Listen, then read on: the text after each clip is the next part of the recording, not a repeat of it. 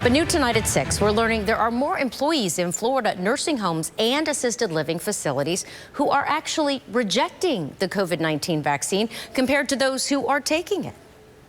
Now, as I-Team investigator Katie LaGrone found out, state and industry leaders are growing more concerned their reluctancy will hinder state efforts to rebound from this pandemic.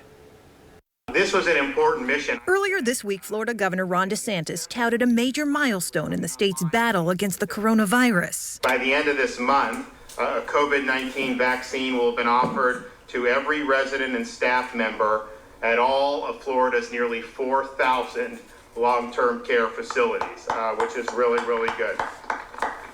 With seniors accounting for 80% of state deaths from the virus, those who live and work in long-term care centers have been the state's vaccine priority. The problem, most employees in these facilities are choosing not to get the shot.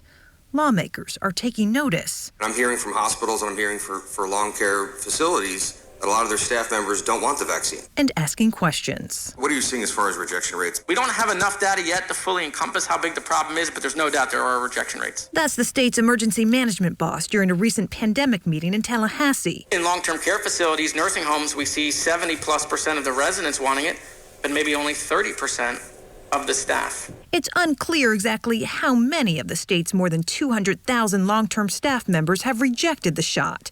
When we asked, Florida's Agency for Healthcare Administration, which governs these facilities, referred us to this meeting, where the state's plan to address the problem appears to be a wait and see. I'm willing to bet you when we do go back for those second shots, there will be other people who will say, well, Sylvia got the shot, she's fine, I'll get it. Right? We're going to see that number go up. We're going to see staff see that the 30% of the staff that got it, they're fine. They'll get the shot. Sometimes it's religious. Sometimes it could be just hearsay. You know, there's a lot of different reasons why a staff person is reluctant to get the vaccine. Industry associations are continuing education campaigns, and some have started offering vaccination days off and gift cards in exchange for a shot in the arm. Do you see mandatory shots for staff members as a viable option in the future? Not at this time. I don't. I know that, some of our communities have really talked about it. One of the concerns is if you do mandate vaccinations for all the staff, some percentage of the staff may say, hey, no thanks, we'd rather quit. So then that further exacerbates the problem of having a limited workforce. For now, the industry is also banking on second doses to encourage reluctant staff to get there first.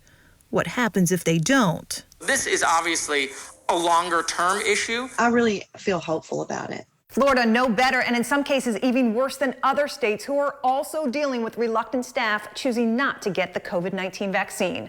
I'm I-Team investigator Katie LaGrone, taking action for you.